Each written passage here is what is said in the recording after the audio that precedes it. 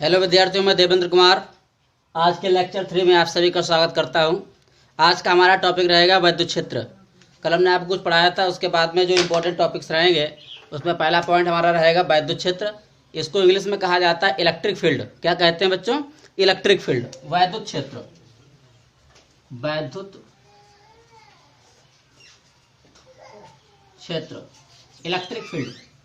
वैद्युत क्षेत्र क्या होता है? देखिए बच्चों, आप लोगों ने चुंबक देखा होगा, मैग्नेट। चुंबक को यदि हम कहीं पर रख देते हैं तो चुंबक के चारों तरफ एक एरिया बन जाता है, एक क्षेत्र बन जाता है, जहां तक चुंबक जो है वो लोहे से बनी वस्तुओं को अपनी ओर आकर्षित कर लेता है या स्वयं आकर्षित हो जाता है। वैसे ही आवेश के चारों ओर एक क्षेत्र होता है जहां तक हम उसके प्रभाव को महसूस कर सकते हैं। आवेश के चारों ओर एक क्षेत्र बन जाता है, एक एरिया बन जाता है जहां तक हम उसके प्रभाव को महसूस कर सकते हैं। तो आप कह सकते हैं कि वैद्युत क्षेत्र क्या होता है? किसी आवेश के चारों ओर का वह क्षेत्र, किसी आवेश के चारों ओर का वह क्षेत्र जहां तक उसके प्रभाव का अनुभव किया जा सकता है, क्या कहलाता है बच्चों? वैद्युत क्षेत्र यानी इलेक्ट्रिक फील्ड कहलाता है। ठीक है, डेफिनेशन है, ये परिभाषा याद करनी इसको है, और इसको हम लोग कैपिटल ई से जो है व्यक्त करते हैं। ठीक है बच्चों, नेक्स्ट टॉपिक हमारा रहेगा वैद्युत बल रेखाएं, इलेक्ट्रिक लाइंस ऑफ फोर्स।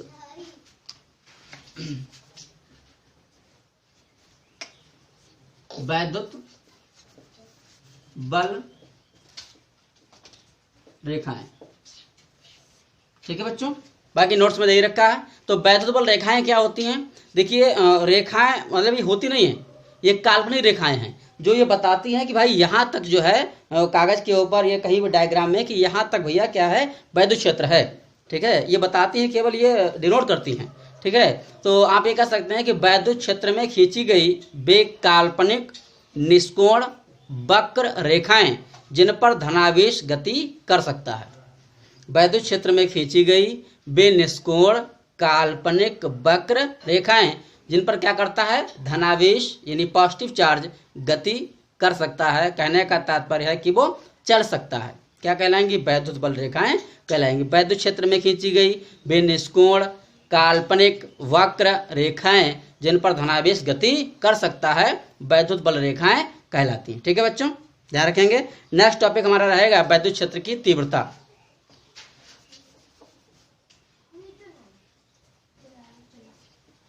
वैद्युत क्षेत्र की तीव्रता, इंटेंसिटी ऑफ इलेक्ट्रिक फील्ड। वैद्युत क्षेत्र की तीव्रता, इंटेंसिटी ऑफ इलेक्ट्रिक फील्ड। क्या होता है बच्चों वैद्युत क्षेत्र की तीव्रता? परिभाषा को थोड़ा ध्यान देते हैं। वैद्युत क्षेत्र में स्थित किसी परीक्षण आवेश के, परीक्षण आवेश और आवेश में थोड़ा सा अंतर है। परीक्षण आवेश जो होता है बच्चों, उसको टेस्ट चार्ज कहते हैं इंग्लिश में। आवेश को केवल चार्ज कहते हैं, दोनों चार्ज ही, विमा मात्रक सबका यूनिट एक ही होता है।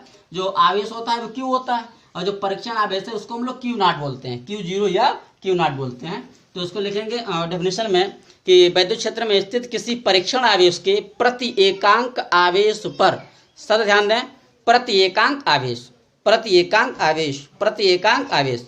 वैद्युत क्षेत्र में स्थित किसी परीक्षण आवेश के प्रति एकांक आवेश पर लगने वाले बल को वैद्युत क्षेत्र की तीव्रता कहते हैं। एक बार और, वैद्युत क्षेत्र में स्थित किसी परीक्षण आवेश के प्रति एकांक आवेश पर लगने वाले बल को ही वैद्युत क्षेत्र की तीव्रता कहते हैं। इसे ई वेक्टर से व्यक्त करते हैं। वेक्टर जानते होंगे, सदिश, इस तरीके से E vector equal to F upon Q not.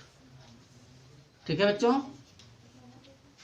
E vector equal to F upon Q naught, where आप जानते हैं सभी लोग, अभी हमने बताया ई वेक्टर क्या है? वैद्युत क्षेत्र की तीव्रता है।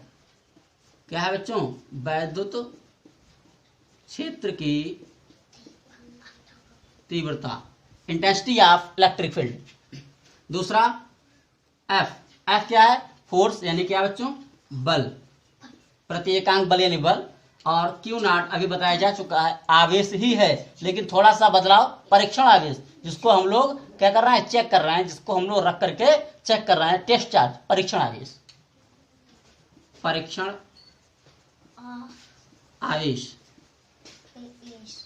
परीक्षण आवेश। ठीक है बच्चों, इसका मात्रक और विमा भी ज्ञात करना होता है हमको।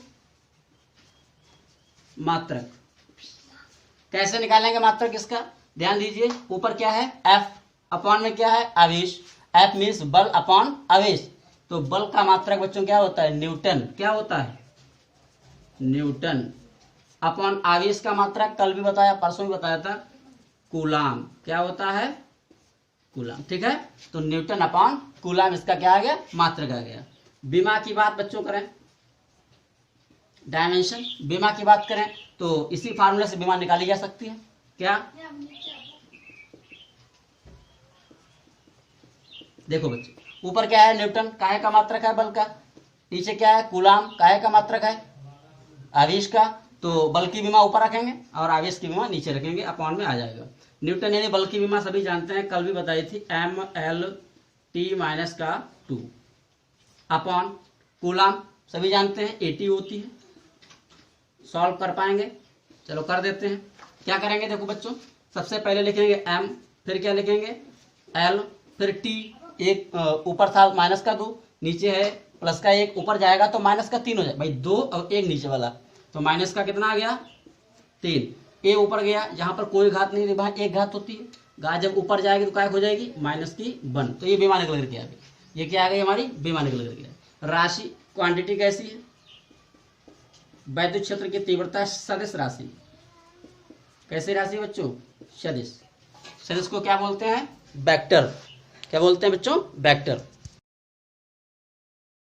इसी क्रम में बच्चों अगला टॉपिक हमारा रहेगा किसी बिंदु आवेश के कारण तीव्रता, किसी बिंदु आवेश के कारण तीव्रता। इसमें बच्चों छोटा सा डायग्राम बनाएंगे, डायग्राम कैसे बनाना है आप देख लीजिए, एक लाइन खींचना है, यहाँ पर बिंदु O है, यहाँ पर P है, प्लस Q नॉट, F बना दिया, स्मॉल r दूरी।